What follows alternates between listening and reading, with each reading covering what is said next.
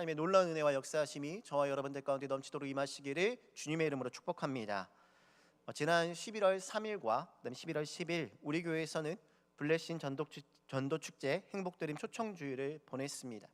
그동안 마음속으로 기도하고 품고 있었던 태신자들에게 복음과 선물을 전하고 그들의 교회에 초청하여 함께 예배를 드리는 시간을 가졌습니다. 그래서 우리 교회에서는 태신자들을 위한 식사 자리를 마련하고 선물과 포토전 등 여러 가지를 준비하며 태신자들을 맞이하였습니다. 많은 분들의 수고와 헌신 그리고 기도로 전도축제가 은혜롭게 진행되었습니다. 사실 오늘날 다른 사람에게 복음을 전한다는 것은 쉬운 일이 아닙니다. 그런데 그러함에도 마음에 품은 태신자들을 위해 기도하고 또한 그들에게 복음을 전한 성도님들의 열정과 믿음이 대단하다고 생각됩니다. 제가 담당하고 있는 중고등부도 작년 부서의 전도축제에 맞추어 같은 날 친구 초청 예배를 진행했습니다. 중고등부 아이들에게 자신의 친구들 중에 교회를 다니지 않았던 친구들이나 예전에는 신앙생활을 했으나 지금은 신앙생활을 하지 않는 친구들을 초청하여 함께 예배를 드리는 시간을 가졌습니다.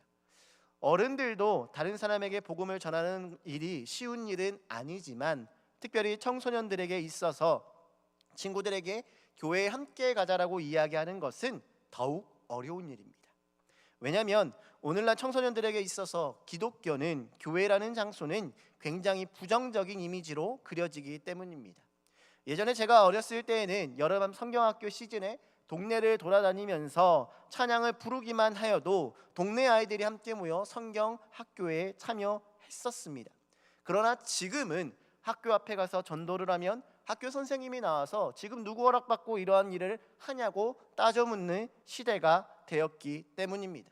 또한 미디어에서 보여지는 기독교의 모습과 뉴스와 인터넷 등을 통하여 그들이 접하는 기독교의 이미지가 부정적이기 때문에 10대들 중에 교회를 안 좋게 이야기하는 친구들을 만나는 일은 그리 어려운 일이 아닙니다. 그리고 이러한 상황 속에서 청소년들이 자신들의 친구들에게 교회 가자라고 이야기하는 것은 결코 쉬운 일만은 아닐 것입니다. 그래서 저희 이번 중고등부에서도 이번 친구 초청 잔치를 예전과 같이 준비하면 어렵게 온 청소년들에게 말씀을 제대로 전하지 못할 뿐 아니라 교회에 대한 이미지도 바꾸지 못하게 될 것이라 생각됐습니다. 그래서 이번에 중고등부에서 전도축제의 포커스를 이러한 청소년들이 교회에 와서 그들이 귀로만 들었던, 귀로만 알고 있던 교회에 대한 이미지를 바꾸는 것이 목적이었습니다. 교회가 우리가 듣고 본 것으로 본 느낌과 다른 곳이구나라는 생각을 알게 하는 것이 목표였습니다. 그래서 선생님들과 또 우리 중고등부 임원들은 심혈을 기울여서 이 전도축제를 준비했습니다. 초청장은 영화 티켓처럼 만들어서 청소년들이 쉽게 받을 수 있도록 하였고 예배에 참석하는 모든 아이들을 위해서 중고등부 로고가 그려진 기념품을 만들어 주었습니다. 또한 점심 대신에 먹을 수 있는 샌드위치도 준비하였고 청소년들이 깜짝 놀랄 만한 선물들도 준비하여 조금이나마 아이들이 교회에 쉽게 접근할 수 있도록 준비하였습니다. 마지막으로 예배 형식도 기존의 예배 형식에서 벗어나 그들이 익숙할 만한 구도자 예배로 예배를 드렸습니다.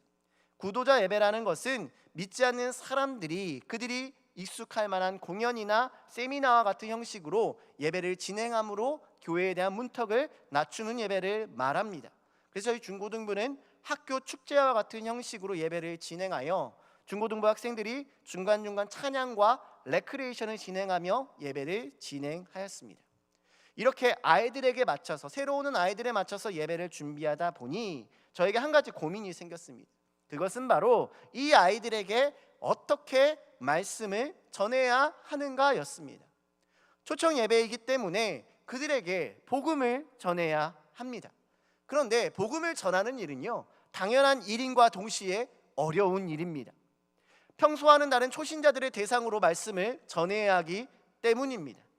앞서 이야기했듯이 그들은 교회에 대하여, 기독교에 대하여 부정적이기 때문에 교회에 대한 어떤 이야기를 하더라도 마음으로 쉽사리 여는 것이 어려운 일이기 때문입니다.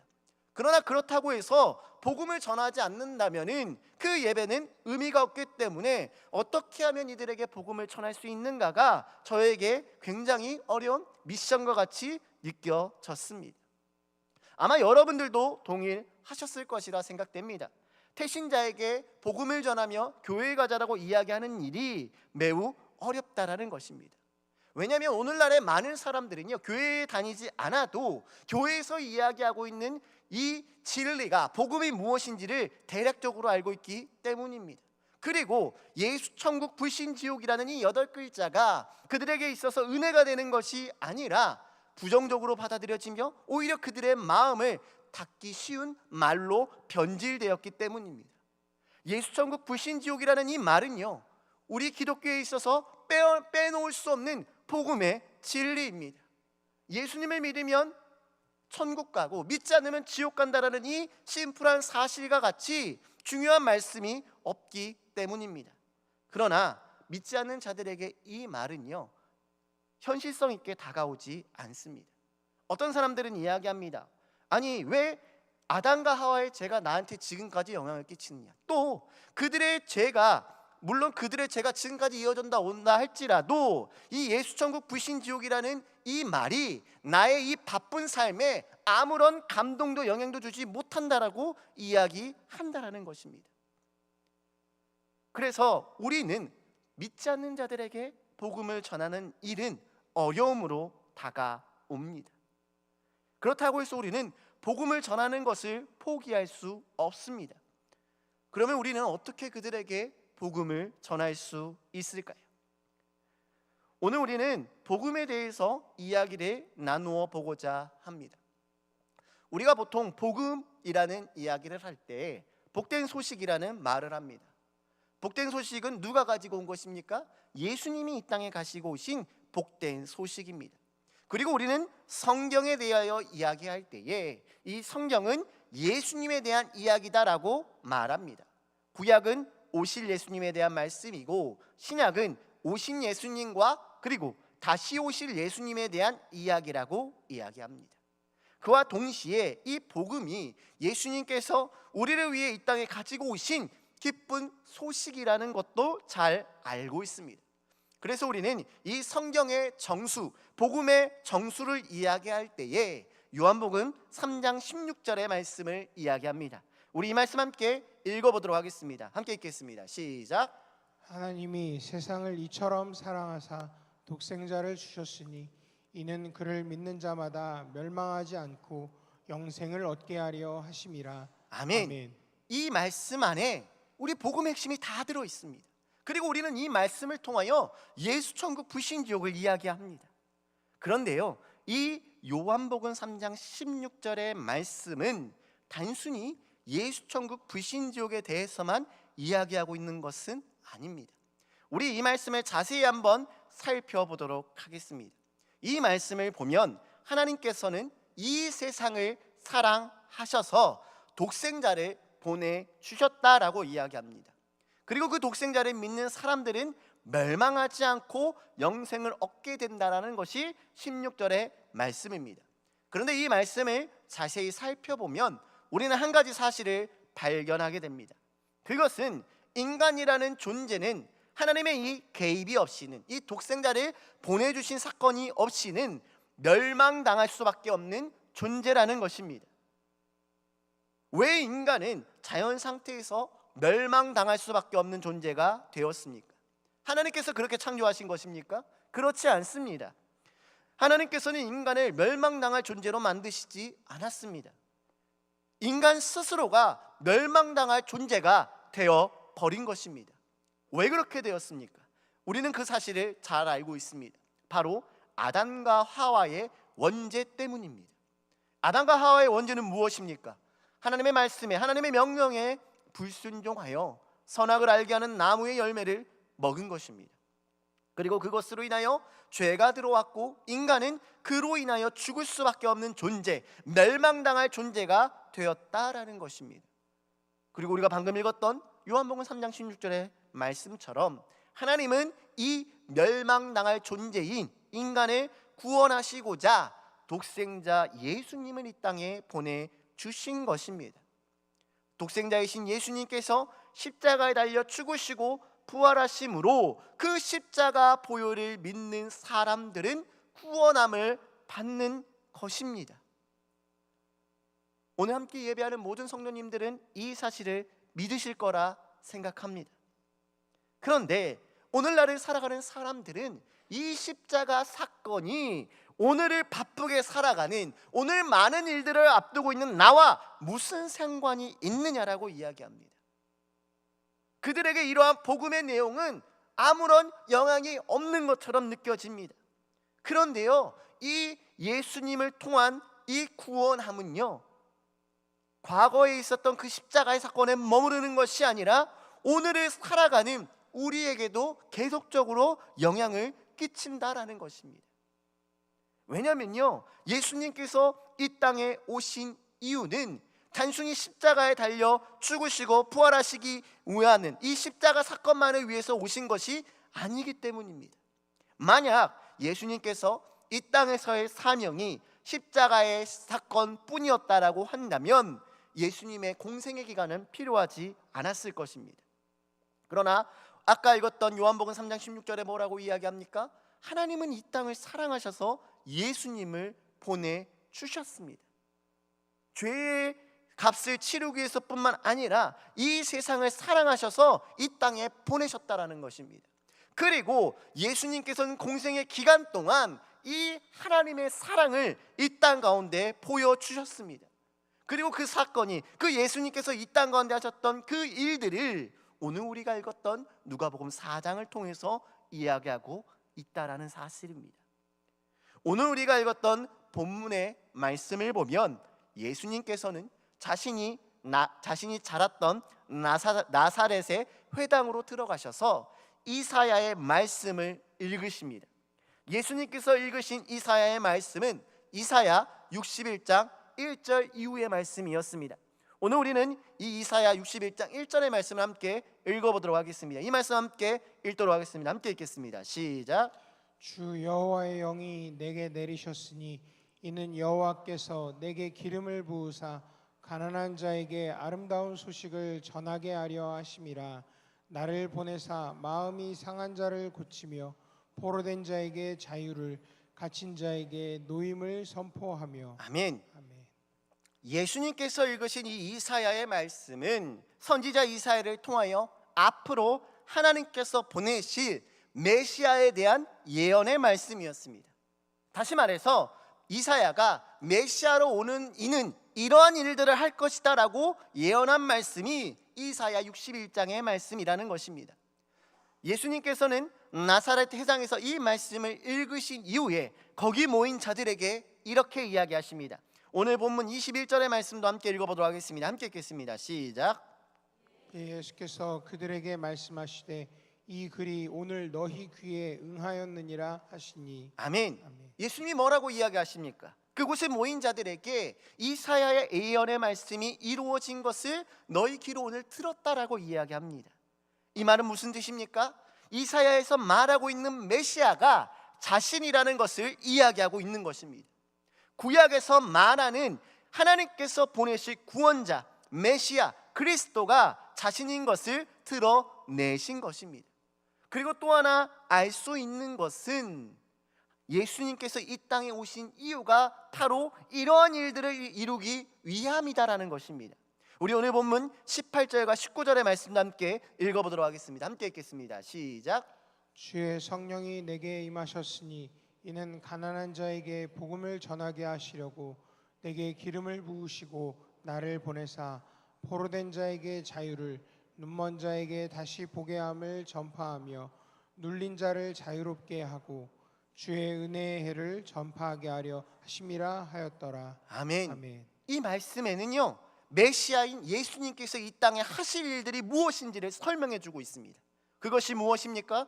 포로된 자에게 자유를 주고 눈먼 자를 다시 보게 하며 눌린 자들을 자유롭게 하시기 위해 이 땅에 오셨다라는 것입니다.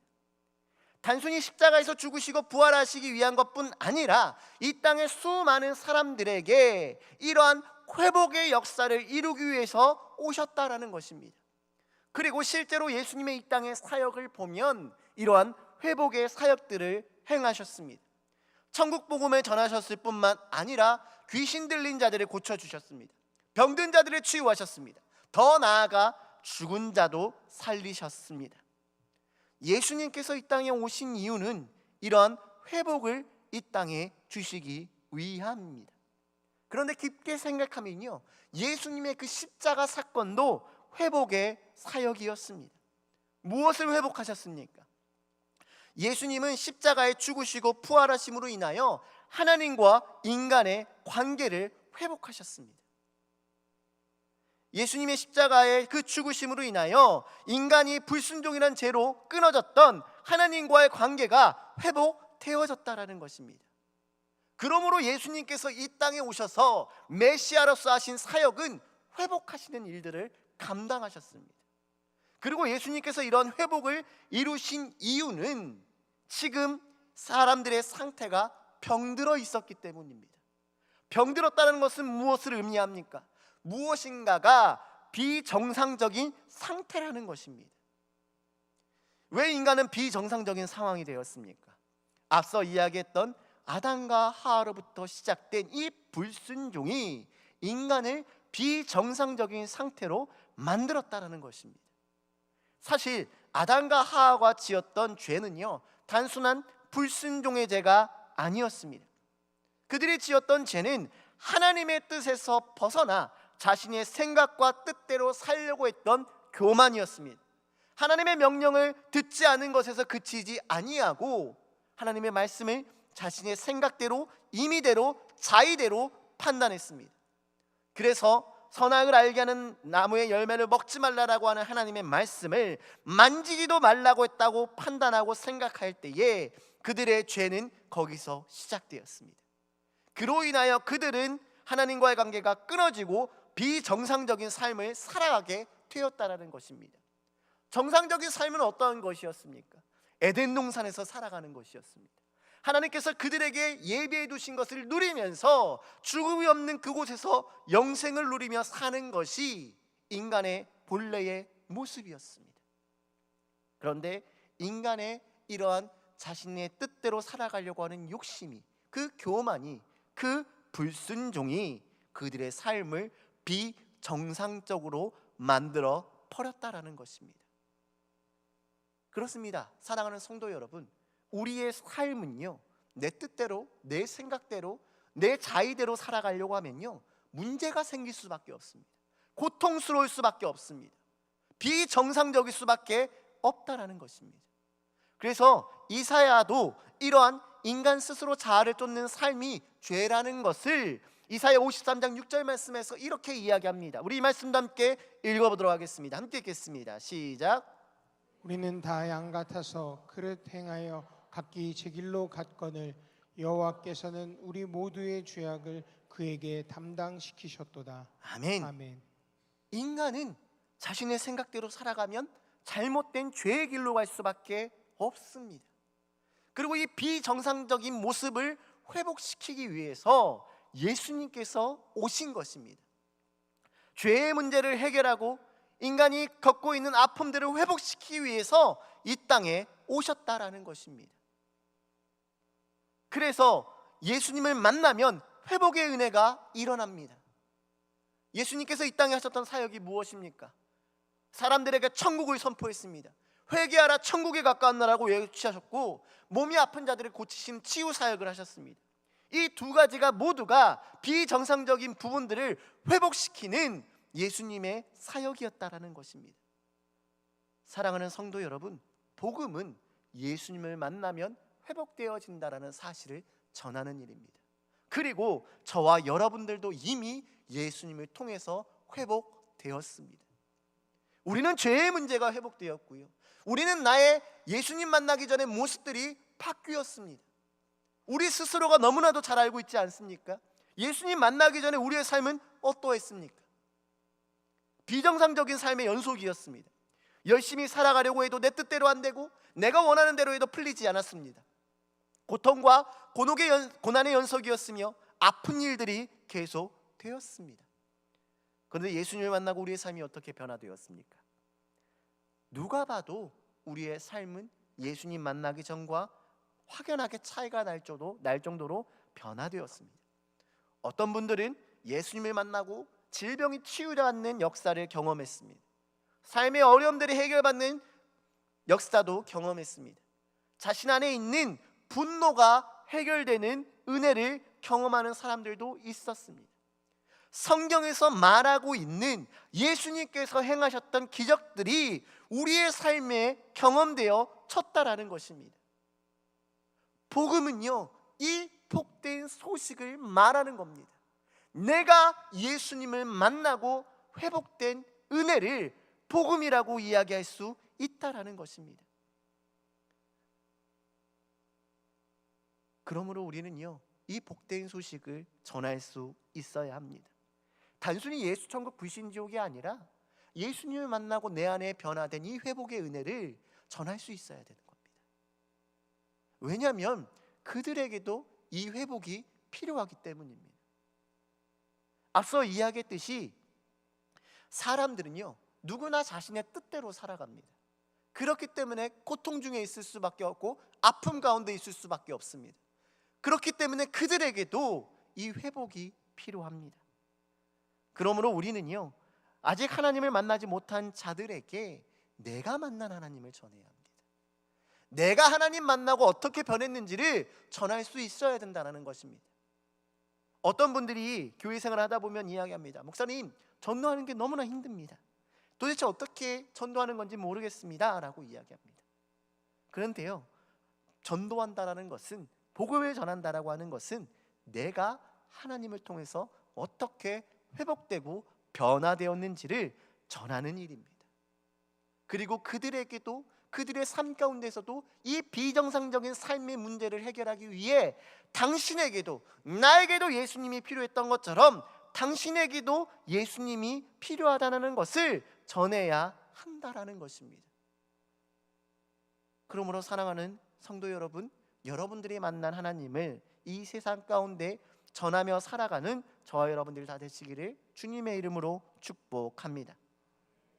그러나 이 회복은 우리의 생각과 다를 수 있다는 사실 또한 기억하시기를 바랍니다. 우리는 삶의 문제가 생겼을 때에 우리의 생각대로, 우리의 방향대로 문제가 해결되기를 바랍니다.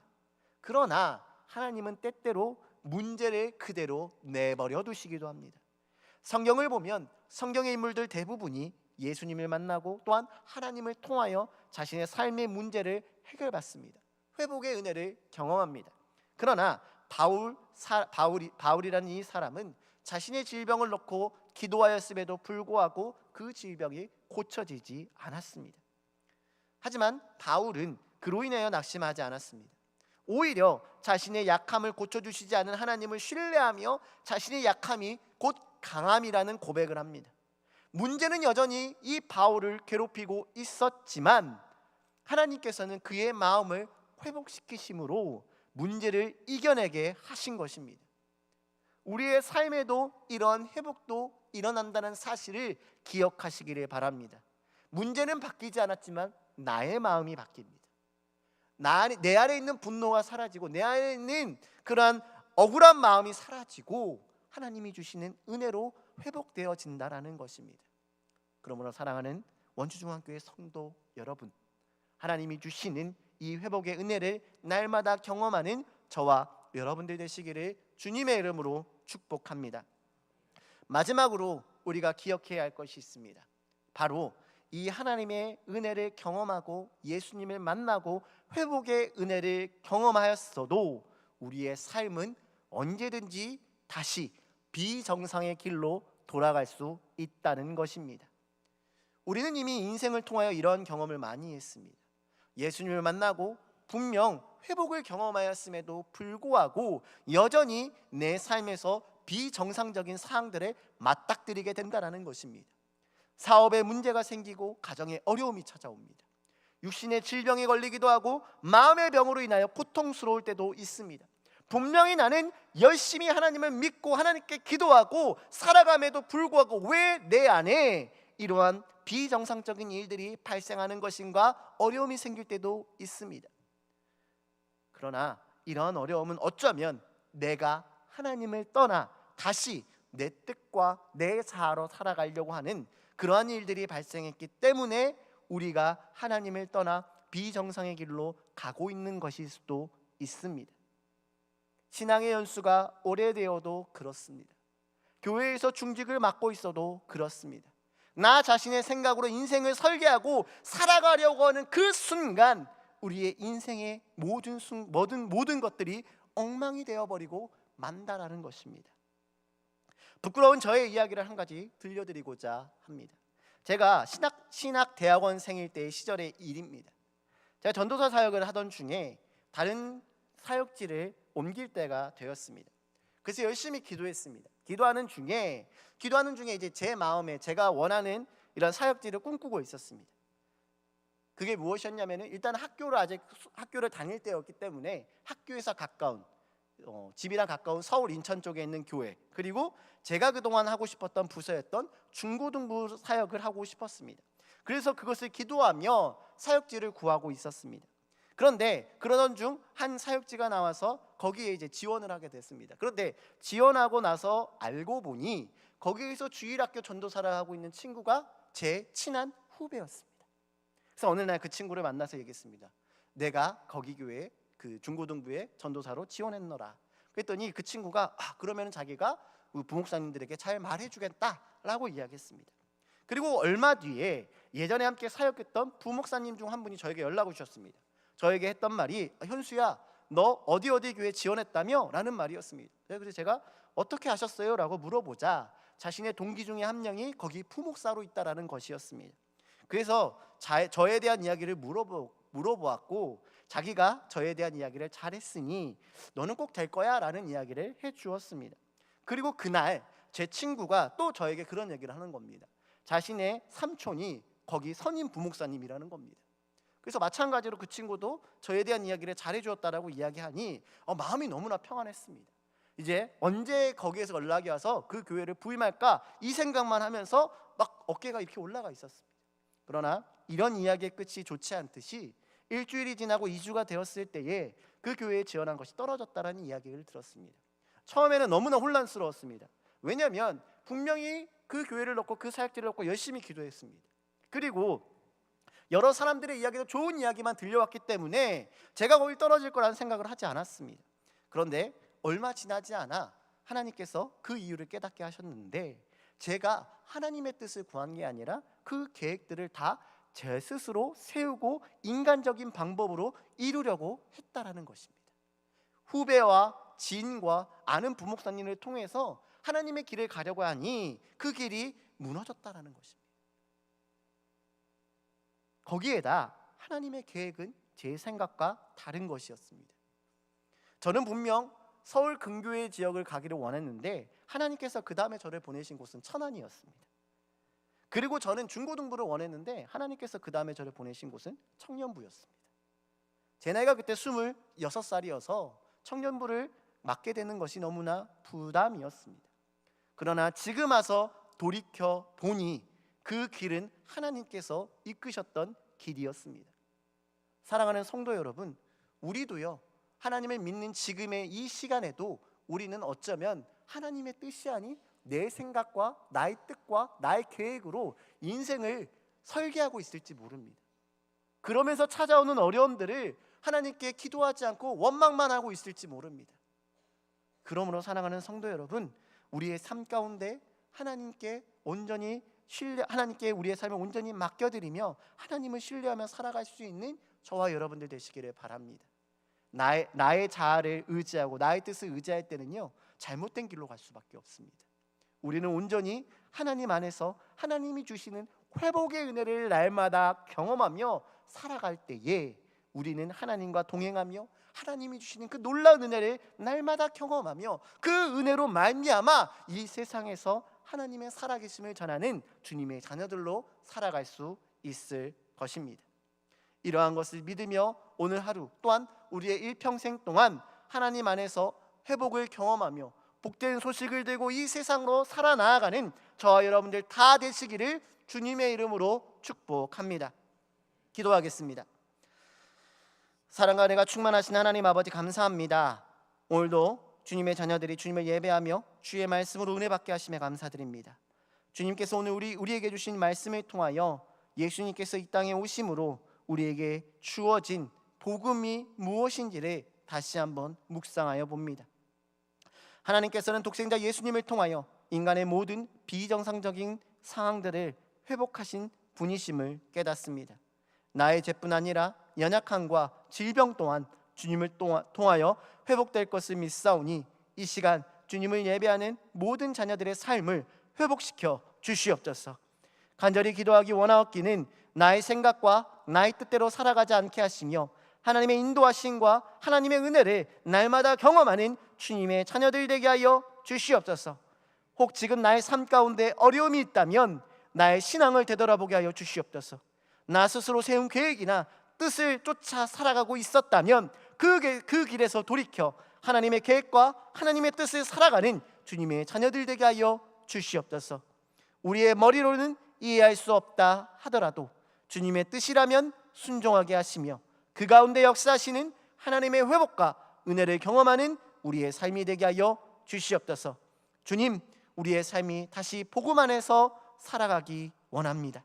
영적으로 날마다 민감하게 하여 주시어서 주님의 품을 떠나지 않는 우리들 되게 하여 주시옵소서. 그리하여서 나를 통하여 이 땅 가운데 살아계신 하나님을 전하며 살아가는 주님의 자녀들 되게 하여 주시옵소서. 이 시간 주님의 은혜에 감사하여 귀한 예물을 올려드린 손길들이 있습니다. 오치민 오영진 1,000번째 예물 주님께 올려드렸습니다. 이들의 기도의 제목을 주님께서 기억하여 주시고 기도의 응답을 통하여 더욱 하나님을 찬양하는 예배자들 되게 하여 주시옵소서. 또한 이 시간 간절한 마음으로 주님께 예배하며 주의 말씀을 듣는 모든 심령들 마음 가운데 하나님 동행하여 주시옵고 세상 가운데 넘어지지 않게 하여 주시옵소서. 이 모든 말씀을 이 주 예수 그리스도의 이름 받들어 간절히 기도드렸습니다. 아멘. 우리 다 같이 일어나셔서 왕이신 나의 하나님 찬양하도록 하겠습니다.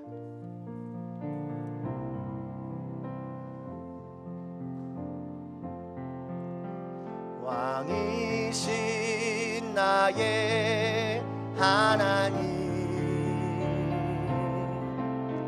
내가 주를 높이고 영원히 주의 이름을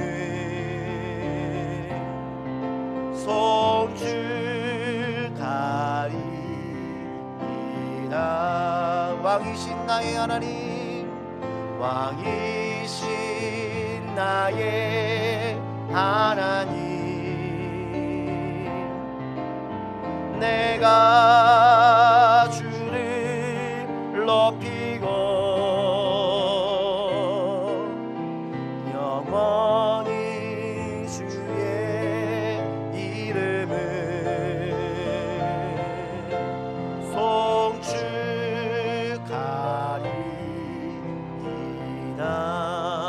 송축하리이다. 주기도문 하시겠습니다. 하늘에 계신 우리 아버지, 아버지의 이름을 거룩하게 하시며 아버지의 나라가 오게 하시며 아버지의 뜻이 하늘에서와 같이 땅에서도 이루어지게 하소서. 오늘 우리에게 일용할 양식을 주시고 우리가 우리에게 잘못한 사람을 용서하여 준 것 같이 우리 죄를 용서하여 주시고 우리를 시험에 빠지지 않게 하시고 악에서 구하소서.